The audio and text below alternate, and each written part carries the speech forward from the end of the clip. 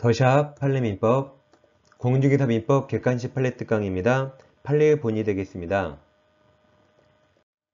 여러분 안녕하세요. 부동산 부수질성 김한희쌤입니다. 국내 최초, 국내 유일한 민법 객관식 판례 특강 더샵 판례민법을 진행하겠습니다. 더샵 판례민법 특강은 제1강부터 제40강까지 이미 다 종료했습니다. 이 40강을 반복 학습하시면 고득점 확실합니다. 이 시간 제124강에서는 최근 공인중개사 시험에 출제된 중요 판례를 다시 리뷰하는 과정을 진행하겠습니다. 더샵 판례집은 기출된 판례를 객관식으로 재구성한 겁니다. 쓸데없는 판례 하나도 없이 다 유력한 판례들로 구성되어 있습니다. 오늘은 계약 해제죠. 해제 효과에서 548조를 보겠습니다. 자, 1항 보세요. 당사자 1항이 계약 해제한 때 각 당사자 둘 다 그 상대방에 대해서 원상회복 의무가 있다. 그러나 제3자 앞에 선의가 없죠. 악의도 포함됩니다. 제3자 권리 해하지 못한다. 이게 해제의 3자가 보호된다는 말입니다. 근데 특이하게 악의 3자도 보호됩니다. 2항 전환 경우에 반환을 금전에는 그 받은 날로부터 이자를 가합니다. 받은 날이죠. 해지한 날 X, 해지한 날이라고 감정평가사에 나온 적이 있어요. 받은 날로부터 이자를 가합니다. 뭐 받은 다음 날 그런 장난 안 쳐요. 뭐 공법이 아니죠. 공법은 뭐 다음 날 하던데 민법은 받은 날 그리고 해지한 날 X. 그럼 여기서 아까 1항 그러나가 있죠. 제3자 권리 해야지 못하죠. 이 시간에는 이 해제의 3자 보호 그러나 그 단서를 공부하겠습니다. 자, 우리 판례는 해제의 3자로 보호되려면 등기를 해야 부합니다. 그러니까 다른 3자는 등기를 요하지 않거든요. 특히 허위표시 3자는 등기를 요하지 않습니다. 유독 해제의 3자만 등기해야 보호해줍니다. 그래서 여보세요. 해삼 등기, 해삼도 등기해야 됩니다. 그러니까 채권 나온 순간 보호 안 돼요. 채권은 등기할 수 없죠. 그래서 해제의 3자 나오고 채권 보는 순간 보호 X 보시면 되겠습니다. 그러면 등기하면 해제 전에는 아까 법에 선의가 없었죠? 악의 3자도 보호되는데 해제 후 우리 판례가 선의까지 범위를 확대시켜 줍니다. 자, 예를 들어서 가백 X라는 부동산이 있는데 을과 매매계약 체결하고 매수인이 중도금만 줬어요. 매도인은 잔금 채권이 있죠. 근데 을을 신뢰하고 을에게 등기랑 점유를 다 넘겨줬습니다. 그럼 일단 매수인 을은 소유권 취득했죠. 근데 우리 이제 병을 만나서 부동산을 다시 팔았고 또 을은 병에게 금전을 차용, 금전 소비세차 있고 또 다른 을은 이게 주택이라면 병에게 주택임대차, 계약기한 2년에 보증금 3억을 받았습니다. 그럼 세 경우 다 을에게 돈이 들어왔죠. 그럼 을은 나중에 잔금 기일에 잔금을 줄까요? 안 줄까요? 뭐 주면 공부할 게 없죠. 안 줘야 공부하겠죠. 안 줘서 채무불이행이라 갑이 상당 기간 채구하고 계약을 해지했습니다. 근데 해지는 소급회가 있죠. 그럼 1번으로 소급해서 계약이 실효가 되니까 을 등기는 처음부터 무효가 됩니다. 그럼 이 병들은 처음부터 권한 없는 을과 이의관계 맺어 있습니다.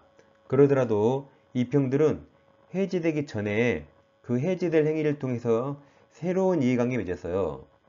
그럼 이 병들은 해제의 3자로 보호될까요? 안 될까요?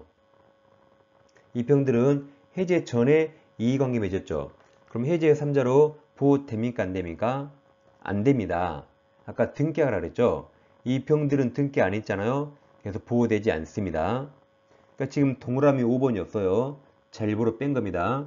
이 병이 보호되려면 매수한 병은 소유권 이전 등기를 했어야 돼요. 아니면 적어도 소유권 이전 청구권 보존을 위한 가등기라도 했어야 보호됩니다. 다음 아래 병은 돈 빌려줬죠. 그럼 채무자 부동산에 저당권 등기했어야 됩니다.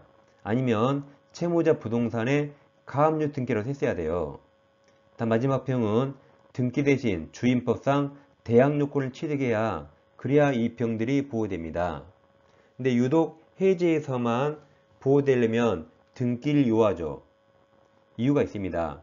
만약 등기를 요하지 않고 보호하면 이런 일이 생깁니다. 해제가 7번이죠.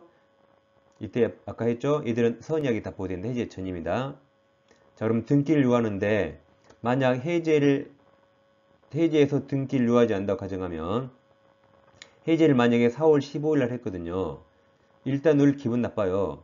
친구랑 가짜로 짜고 그 다음날 4월 16일 날 가짜로 매매계약서를 쓰는데 매매계약서의 날짜를 4월 1일로 써버립니다. 그러면 언제 가짜로 했죠?